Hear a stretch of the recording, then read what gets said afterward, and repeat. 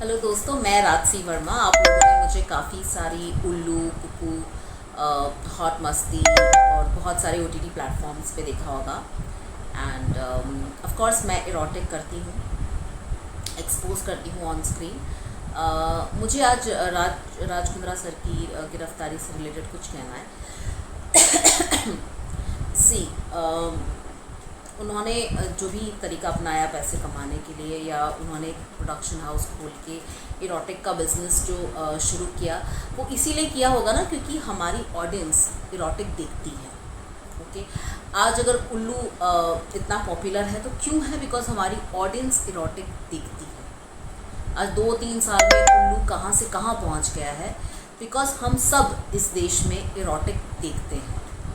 हमें पॉर्न देखना, हमें न्यूड लड़कियों को देखना, हमें एक्सपोज देखना, हमें सेक्स देखना, ये सब कुछ हमें पसंद है। लेकिन हमारे अंदर इतनी ज़्यादा हिपोक्रेसी है कि हम इस चीज़ को पब्लिकली एक्सेप्ट नहीं करते हैं। अगर इरोटिक लोगों को देखना पसंद नहीं होता तो ये सारी कंपनीज इतनी आगे नहीं बढ़ती, इतना पैसा नहीं कमाते। और खैर, आई नो बहुत सारे लोग एक चीज़ पब्लिकली ना बोलेंगे ना एक्सेप्ट करेंगे, क्योंकि लोग डरते हैं कि हमारे खिलाफ भी एक्शन ले लिए जाएंगे, ये वो है। अब देखा जाए तो अगर लोग ये कह रहे हैं कि ये जो इरोटिक इंडस्ट्री है ये हमारी संस्कृति को ख़राब कर रही है, हमारे आगे आने वाली जनरेशन को ख़राब करी, तो ऐसी तो बहुत सारी चीज़ें हैं जो हमारी आगे आने वाली जनरेशन को ख़राब कर। तो दोस्तों, इलीगल चीज़ें तो बहुत सारी हमारे देश में हो रही हैं जिनके ऊपर बैन लग जाना चाहिए या जिनके खिलाफ कार्रवाई होनी चाहिए, लेकिन क्या हो रही है? सेक्स को लेके इतना बड़ा मुद्दा बना दिया कि अपने आप ने इरोटिक दिखा दिया, अपने एक्सपोज वाली सीरीज़ बना दी। अरे क्या गलत किया? सभी को ये चीज़ें देखना पसंद है। और मेरे पॉइंट ऑफ व्यू से अगर हम देखें तो जब से उल्लू, कुकू या हॉट शॉट, हॉट मस्ती इस तरह के प्लेटफॉर्म्स आए हैं, तब से लोगों रेप केसेस कम हुए। मेरी नज़र में तो मैंने उसके बाद रेप केसेस कम ही सुने हैं, क्योंकि लोग इन सारी चीज़ों को देख के खुद को सेटिस्फाई कर लेते हैं। जो एक बेसिक सी रेगुलर नीड है उसको इतना बड़ा मुद्दा बनाने की ज़रूरत ही नहीं है। हाँ, ये बात और है कि अब कुछ लोगों को पैसे बनाने हैं इस बात का मुद्दा बना के और इस बात को उछाल के, तो उसके लिए हम कुछ नहीं कर सकते। तो वो तो और भी बड़ा करप्शन है कि ऐसे मुद्दों को उठा के पैसे बना लेना। क्योंकि अगर आपको देश की पड़ी है, आपको संस्कृति की पड़ी है, तो आप पहले जो गरीब जनता की बेसिक नीड्स पूरी नहीं हो रही हैं उस पर तो ध्यान दीजिए। लोगों के पास एम्प्लॉयमेंट नहीं है उस पर तो ध्यान दीजिए। गरीब बच्चों को पढ़ाई नहीं मिल रही है, एजुकेशन नहीं मिल रही है, उस पर तो ध्यान दीजिए। अगर आप इन सारी चीज़ों पे क्वेश्चन कर रहे हो तो ऐसे तो बहुत सारी चीज़ें हमारे देश में जो गलत हो रही हैं जिन पे कोई क्वेश्चन नहीं कर रहा है। महंगाई बढ़ती जा रही है, उसके खिलाफ कोई कुछ नहीं बोल रहा है, क्योंकि सब गवर्नमेंट से डरे हुए हैं। Everybody is so scared. बाकी ऐसे मुद्दों पे हम उछल के बात करने लग जाते हैं।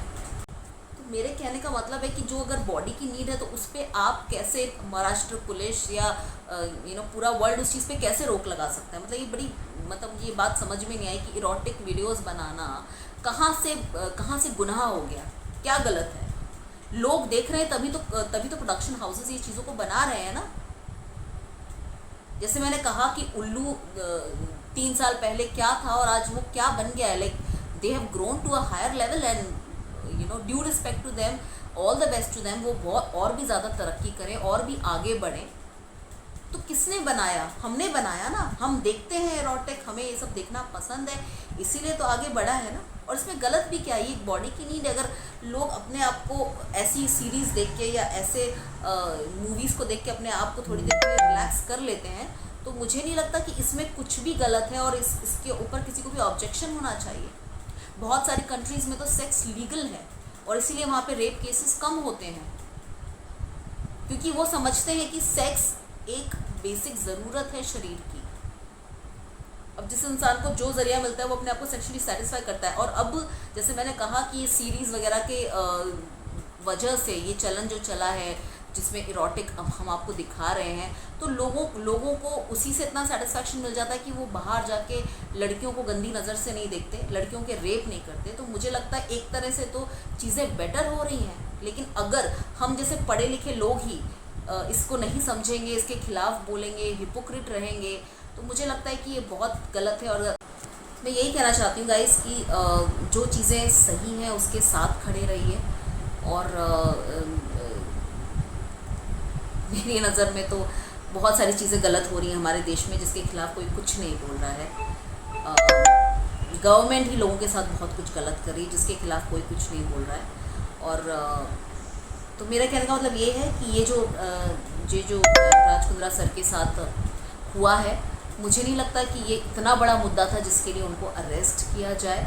ओके, इरोटिक बनाना, इरोटिक दिखाना कुछ गलत नहीं। किसी के साथ रेप करना, ज़बरदस्ती किसी से कुछ करवाना गलत है। लेकिन अगर एक्टर एक्ट्रेसेस अपनी मर्ज़ी से इरोटिक कर रहे हैं कंसेंट साइन करके, तो उसमें कुछ भी गलत नहीं। बिकॉज सेक्स भगवान ने बनाया है और ये लोगों को रिलैक्सेशन देता है, ये किसी को हार्म नहीं पहुंचाता। जैसे कि सिगरेट, शराब और ड्रग्स लोगों की हेल्थ ख़राब करती है, उनको हार्म करता है।